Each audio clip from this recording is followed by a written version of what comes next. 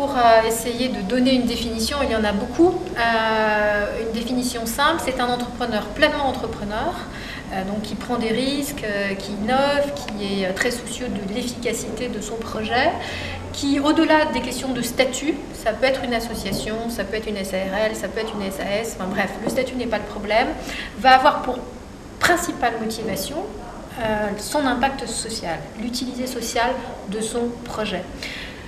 Exemple des entreprises d'insertion qui vont vouloir remettre sur les rails du travail des chômeurs de longue durée.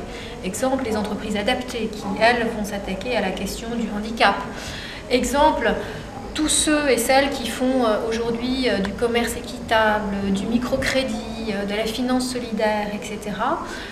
Et ce ne sont que quelques exemples parmi vraiment une panoplie extrêmement vaste.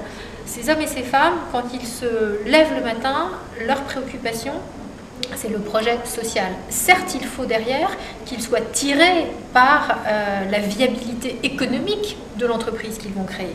Car sans viabilité économique, sans rentabilité économique, osons les termes, il n'y aura pas de développement du projet social et donc pas d'impact social. Ce qui est très intéressant, c'est justement d'allier ces deux dimensions, la dimension pleinement entrepreneuriale et la dimension pleinement sociale. C'est pour cette raison qu'à la croisée des deux, il y a beaucoup d'innovations et il y a des entreprises de différents types. La chaire entrepreneuriat social de l'ESSEC, qui a été une des premières en France à se monter sur ce sujet, suivie plus tard par HEC, l'INSEAD et d'autres grandes écoles, dit tout simplement un entrepreneur social, c'est un entrepreneur dont la finalité sociale est supérieure ou égale à la finalité économique. C'est très simple, mais je crois que ça permet bien de résumer ce que c'est.